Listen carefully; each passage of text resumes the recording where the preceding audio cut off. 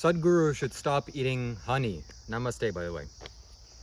Honey is actually kind of a gross food to eat. If you really consider where honey comes from, I know Sadhguru eats honey, and he's an expert at life, and he's a yogi, and he's perceived more about life than virtually anyone else on the planet Earth. Yet still, I think this is an inaccuracy on his part. Well, maybe not an inaccuracy, but just a personal preference. So I'll share with you something that I know, something that I researched yesterday about how honey is made. First of all, a honeybee goes and pollinates a flower, whatever that means, and it sucks some kind of nectar from the plant. Whatever the nectar is, I don't really know. And it's naturally rich in water content. And where does it store it? In his little back pocket or in his little briefcase? No. It goes inside of his digestive tract, in some special stomach inside of his body. Then it flies back to its honey colony and with other honeybees. And then it basically kisses the next honeybee that's close to it, and it regurgitates the thing that's inside of its stomach, and it pukes it into the mouth of the next honeybee. Then the next honeybee, why are they doing this for a reason? Or for what reason are they doing this? Because they're trying to get rid of the water, the natural high water content that is inside of the honey or this pollen. Then this honeybee, the second honeybee, takes the ingested thing in its stomach, the honey, and it pukes it inside of another stomach of another honeybee. And then finally this honeybee takes the puke that's already been removed from water, and it's just a very thick sludge, and it puts it into this little box, very nice closed off box, that is what we call honey. So that's natural honey. And I'm not really sure how to feel about that. That's a little bit nasty, a little bit gross. When I saw the process being made, I'm like, oh God, okay, oh God. Okay, now maybe you're thinking, oh, it's just food, blah, blah, blah. Like, fruits are food, and I don't have to be grossed out by how fruits are made. The thing is, a seed is planted into the ground, it flowers, it grows, a tree forms, and then the tree produces a fruit, an apple, and the apple falls down. The second that it falls down, you're okay to grab it. Then you grab it and eat it, and the tree says, thank you. Make sure you run away from here, far away, and then go poop out the seed somewhere else. So it's a natural kind of rewarding situation. So the tree wants you to eat plants, meaning the tree wants you to eat fruits. Virtually all fruits on the planet Earth, they want you to eat them. The plants or the trees that grow it, they want you to eat it. They're like, hey buddy, come here, quick. Come eat it. And then once you eat it, please go away. Make sure you poop it out somewhere else. That's what's happening. So even, so in the Isha Yoga Center, they serve honey in the morning, along with water. And you have to drink this honey, and along with neem and turmeric. So I got rejected to go to Sadhana Pada, and I'm kind of fortunate that I did. That's not really meant for me. I don't want to do that. And then one of the reasons, I'm like, okay, maybe it's good that I got rejected because I don't want to drink honey, and I also don't want to eat vegetarian food, meaning anything that comes with milk.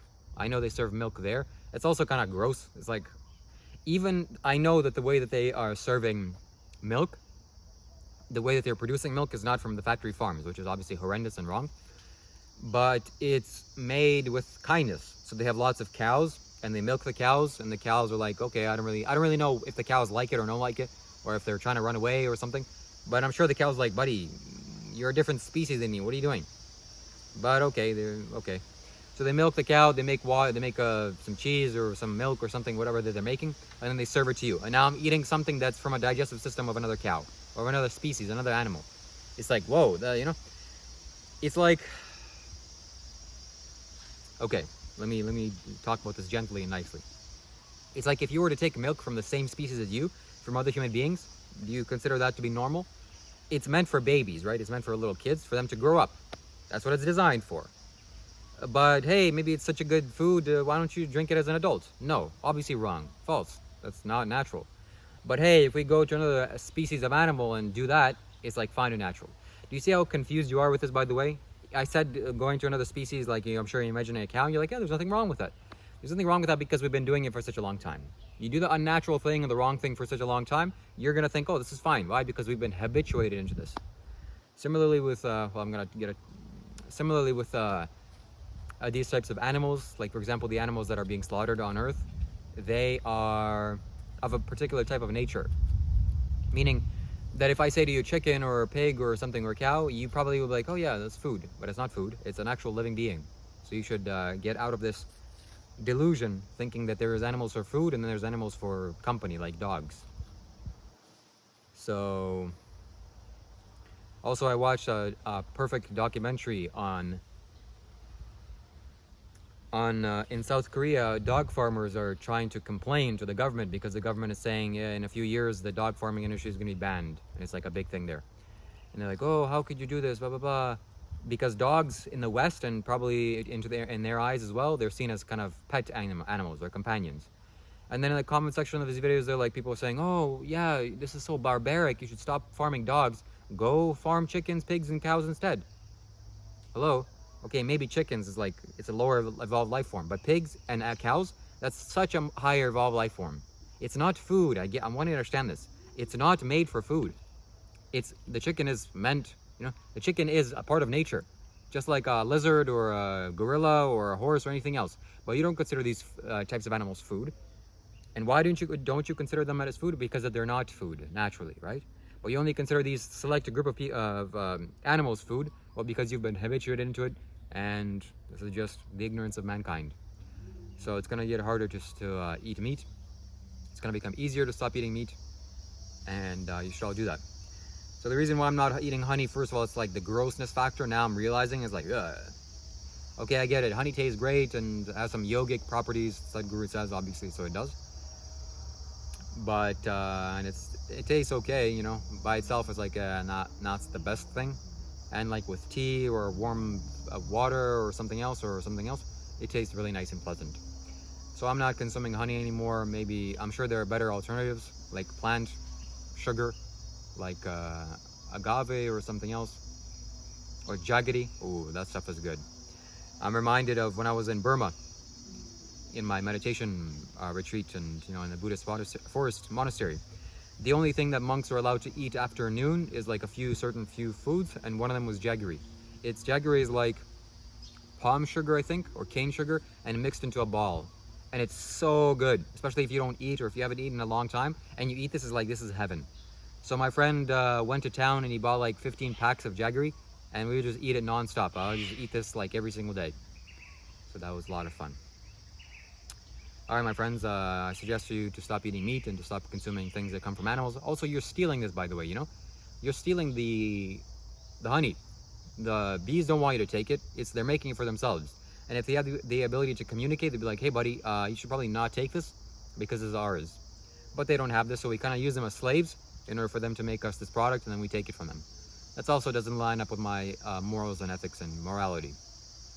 Then probably you're thinking, oh, why? It's just an insect. Who cares? Well, I care, okay? Insects also care. They have feelings. Yeah, you're a little bigger than them, but you're also a little bit confused in your mind if you can't feel their emotions or their pain or their suffering. And they do have all of those.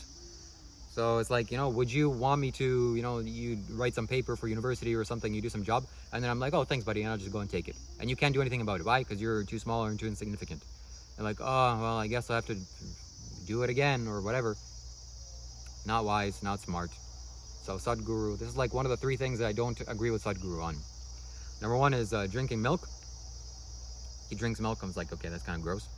Number 2, eating, well, let's say 4 things. Eating honey, this kind of ties in with eating things that come from another species. Next is the situation, well, some medical things that were happening quite a few years ago. I don't really agree with that. Although I kind of changed my mind a little bit on that. So I don't really disagree with Sadhguru, but still, I don't really know how to feel about that, actually. No, that's true. Sadhguru basically said that, if you're living by yourself in some forest monastery or some in the mountain, then it's okay for you not to get this thing. But if you're not, then you should. And why? Because you're in contact with other human beings and you can spread the disease. And if their immune system is not strong enough, not powerful enough, they can wither away and die simply because it's a result of you. Now you may be thinking, oh yeah, well, survival of the fittest. Well, no, not survival of the fittest. So it's your own personal responsibility to take care of your health. Wash your hands. Like, you wouldn't say, oh, washing your hand is bad rock. By the way, the hospital that I'm in, 90 to 95% of people don't wash their hands after they take a number 2 or number 1. Meaning they go to the bathroom, they flush, they do whatever that they're doing, and then, yeah, this is fine. Let me go cook some food, let me go shake your hand, let me go touch the doorknob. No, okay? So you need to be educated on that. You should wash your hands with soap each and every single time you wash your hands. You leave the bathroom, just as I do. So, yes, so you should be responsible for your own condition, and also you should take care of others so that they don't suffer and die. And the third thing that I don't agree with Sadhguru, or at least not that I don't agree with him, I agree with him 100%, is that morality. You know, he doesn't teach morality. He says that it's just natural to a human being.